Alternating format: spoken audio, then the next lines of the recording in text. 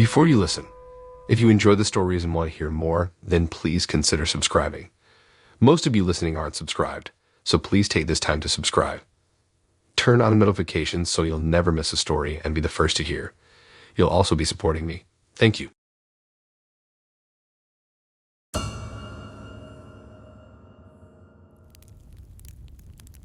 Frank seemed like a dream when we first met.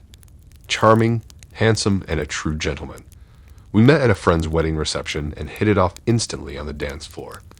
For weeks after he showered me with flowers and home-cooked meals, insisting he wanted to court me properly. Such chivalry felt straight from a fairy tale after so many casual flings.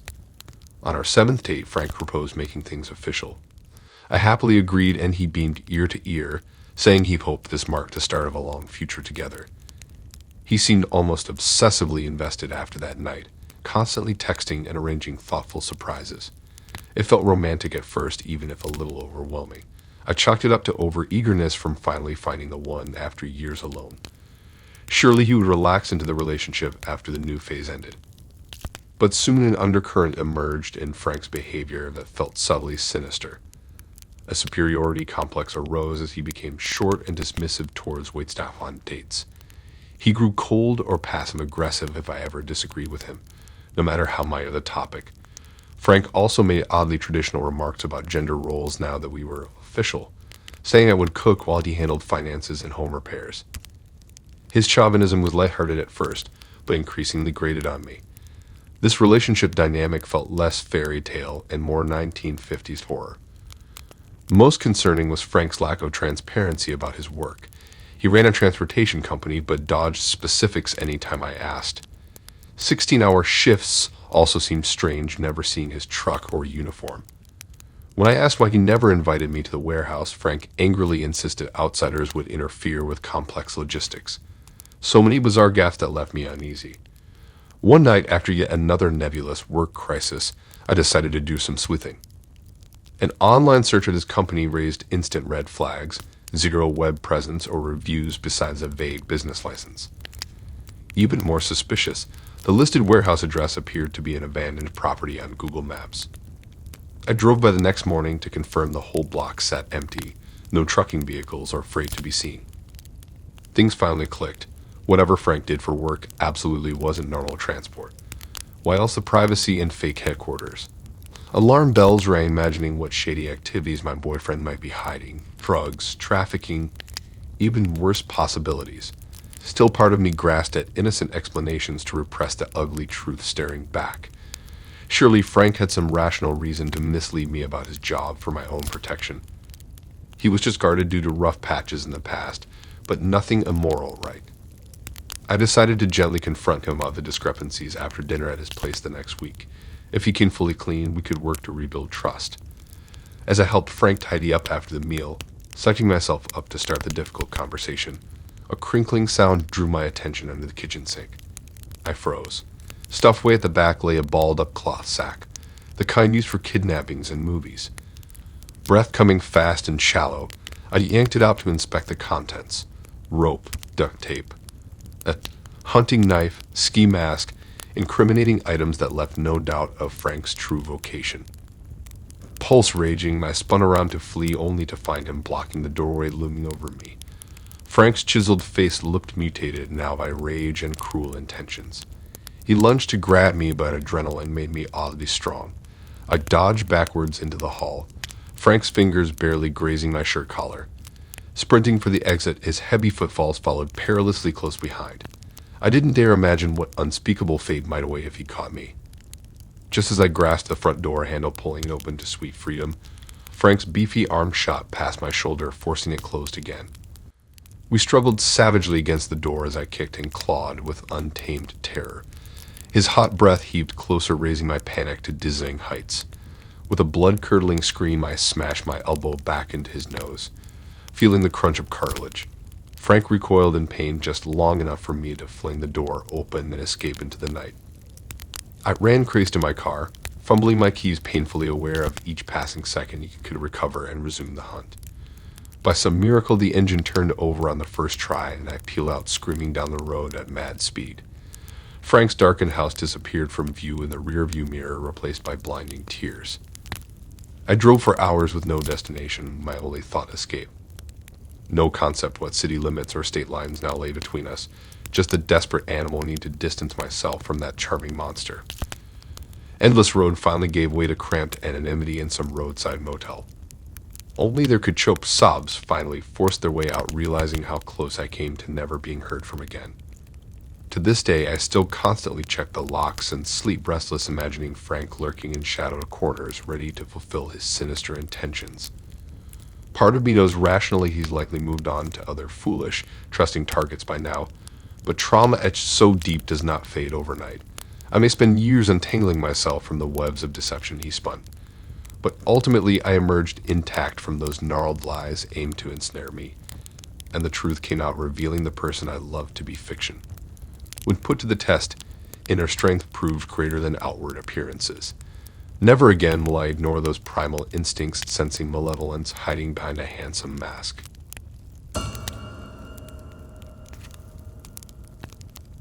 I met Amy at a college mixer last semester and was instantly smitten. Petite with porcelain skin and cascading auburn hair, her beauty stirred something primal in me. We danced the night away, lost in conversation that flowed effortlessly for hours. I worked up the nerve to ask for her number, shocked when she happily complied. Most girls barely made eye contact with an average Joe like me, but with Amy I felt seen and appreciated for who I was beyond just looks. The start of something truly special. I just knew it. We started dating casually, at first meeting for coffee, films, long walks in the parks turning golden with fall. Each place only deepened my fascination with this quick-witted, creative soul. While polite on the surface, Amy had a dark, sarcastic streak and deeply thoughtful observations about the world. So different from the superficial sorority types I usually met. And oddly, she seemed even more enthralled by my mundane engineering major and Star Wars opinions. The relationship felt so refreshingly egalitarian, both outcast, reveling, and finding mutual understanding. Within 2 months, we were practically inseparable. I met her bohemian friends, and she suffered through beers with my rowdy frat brothers. Both of us made efforts participating in one another's interests. Amy felt endlessly curious about my average guy hobbies, always asking thoughtful questions. In turn, I let her drag me along antiquing to hole-in-the-wall art galleries and indie plays off Broadway. Despite lying outside my comfort zone, being at her side made these quirky adventures special. And intimacy grew beyond just dating. Amy felt like my kindred spirit. By winter, I worked up courage for the big step, asking her to be my girlfriend officially. I meticulously planned the moment for weeks, arranging a moonlit picnic on the quad under the sprawling holiday lights.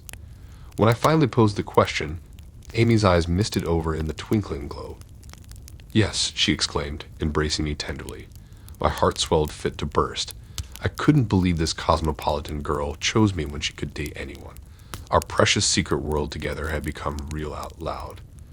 The next few weeks felt blissful, getting to tell friends and family Amy was now my partner. We spent cozy nights cooking, binge-watching shows, and cuddling by the fire in ski cabins on weekends. She even agreed to join me back home over winter break, a major step meeting the parents. On the surface, I had everything I ever wanted in a relationship, but doubt about our intimacy increasingly clouded my mind. Despite having dated months, we hadn't gone further physically beyond kissing and light touching. Amy always gently deflected my advances for physical, explaining she valued emotional connection first. I respected her boundaries, of course, but frustration mounted regardless.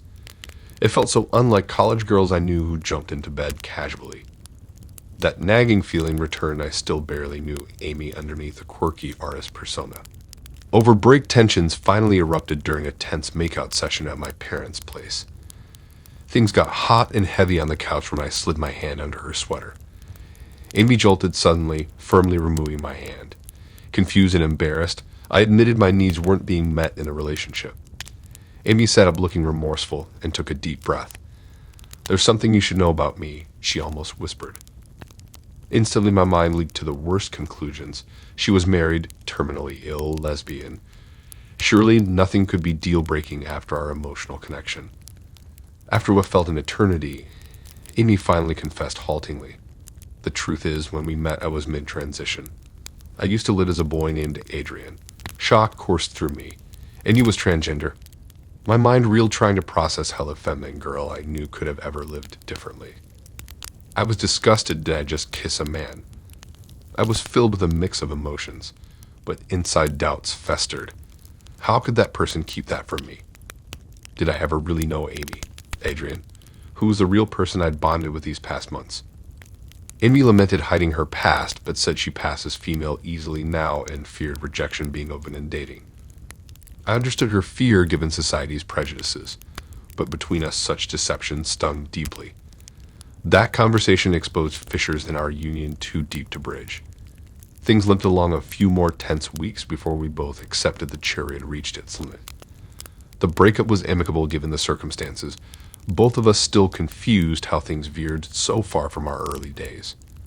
I wanted to remain indignant at Amy's denial of physical intimacy, but reflecting back with time, her hesitation came from vulnerability rather than prudishness or deception.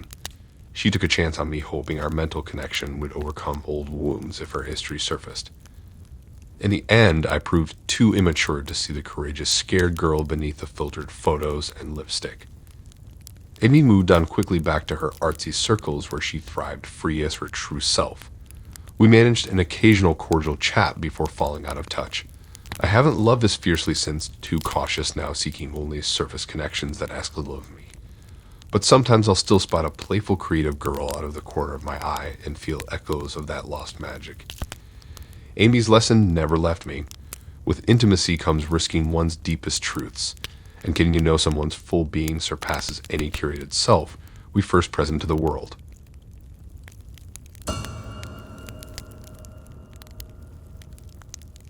I should have known the night was too good to be true. Namel asked me out to a lavish new seafood restaurant downtown. We had only been on a few dates, but he insisted on splurging. Order anything you like, price is no object, he proclaimed grandly upon arriving. I dismissed his extravagance as harmless machismo. Only later did it become clear I was a pawn in sinister designs. A tuxedoed waiter led us to a cozy booth surrounded by luxurious fabrics and fresh orchids. The ambience exuded elegance and romance. Namel grinned eagerly, encouraging me to try the chef's finest selections: oysters, lobster, rare vintage wine. He insisted we go all out. I pointed out entrees well over $50 that seemed excessive. But Namel waved off my protests suavely, reiterating money was no boundary for him tonight. Persuaded by his charm, I took the rare opportunity to dine lavishly. Course after decadent course emerged, each more rapturous than the last. Namel gazed on approvingly as I savored exotic delicacies. He seemed utterly in his element, playing the big spender, signaling waitstaff discreetly for the next round of drinks. I felt swept up in a charmed Cinderella fantasy. One magical eve of pampering before real life resumed. By dessert, I was absolutely smitten, all prudent caution melting away. So when Namel abruptly stood up after coffee, saying he had to use the restroom, nothing seemed amiss. He planted a chaste kiss on my hand with a playful wink and promised to return momentarily. I smiled dreamily back, basking in a luxurious food coma. Watching his confident stride weave gracefully through the tables, I felt so lucky to be singled out by this worldly and generous man. Minutes ticked by slowly. 5 turned to 10. Namel still hadn't returned from the bathroom, and waitstaff hovered nearby awaiting the bill's payment. I strained to glimpse the restrooms, but they lay obscured behind screens and foliage. Had he slipped out unnoticed for a smoke break? Gallantry seemed unlikely paired with abandoning me alone here. After 15 excruciating minutes, I finally worked up the nerve to ask our server to please check on Namel. But when the waiter emerged, his grave expression shattered all hopes. The restroom stood empty, with no sight of my date anywhere on premises. The awful reality dawned instantly. Namel planned this cruel bait and switch all along. Woo a girl with false generosity, then disappear, leaving her shackled with the enormous bill. Utterly betrayed and panic rising, I pleaded desperately with management that I couldn't afford such astronomical charges. But their stone faces showed no leniency. I was on the hook for every cent of the $900 tab. All those delicacies I indulged in now calcified heavily in my gut like lead. I could hardly keep my hands from trembling examining the villainous receipt. Racking my brain for solutions through clouding distress, I ultimately had to call my roommate downtown to rescue me. She showed up frazzled with our emergency credit card in hand to pay the ransom. No doubt repercussions awaited from that financial blow, but the restaurant finally released me from guilt captivity. We drove home in stunned silence, fury growing steadily within me. I replayed every moment searching for clues to Namel's deception. But behind that polished facade clearly lurked a sociopath primed for such cruelty. He selected me as the night's mark, young, trusting, too eager to see the best in people. No doubt he had pulled similar scams countless times, wooing victims with over-the-top charm. But tonight, he chose the wrong target. I resolved right then to flip the scam back on its vile orchestrator. The hunter would become the hunted. Though Nabel never left full name or contact details, I meticulously traced possible breadcrumbs. Single charge receipts and witness accounts from his other dates slowly yielded a trail. The swindler lived clear across town in a luxury high-rise under the alias Ryan. Quite the commute just to cruelly trick starry-eyed girls, but not even wealthy addresses could shield him from reckoning for long. I found his precious BMW in the complex parking deck and left a little surprise gift on the windshield, a framed photo of us at dinner, billowing smoke visible in the background. His building concierge readily accepted my delivery for resident Ryan's unit, and soon enough panicked texts poured in. My message received loud and clear, retaliate in kind for my public humiliation. In the following weeks, Namel Rand's paranoia clearly escalated. His social media showed increasing erratic ramblings about someone stalking him. Sympathizing friends received bizarre warnings to stay alert for a woman from the seafood restaurant. I allowed hints to emerge just frequently enough to renew his fears without exposing myself fully. A wisp of perfume on his rear windshield. Restaurant logo stickers plastered around his gym haunts. A single rose left at tables he reserved for dates. His outrage was palpable, left impotent to act without definite proof I was taunting his unraveling peace of mind. Until finally I grew bored toying with such a weak, cowardly man. But a lasting impression remained necessary to discourage any future barbarities against other decent souls. I acquired a vial of scentless liquid laxatives online and tracked his beloved BMW to a mall parking garage. Under the security camera's plain sight, I poured the concoction liberally into his air vents. Let the lasting highlight of Ryan's lavish existence become soiling his prized leather seats helplessly as he drove home. Seeing the building alarm drew close by my watch, I strolled casually away without looking back. No more need to play games with this wretch. Time would inevitably bring karma to men who beguiled innocent hearts if vigilant sisters drew defensive line in sand.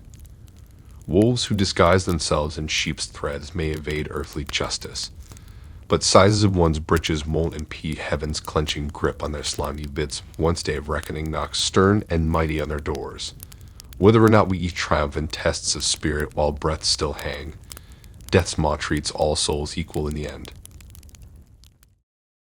Thanks for listening in. If you like these stories and want to hear more, then please subscribe and like and support this new channel. We have more stories for you to listen to.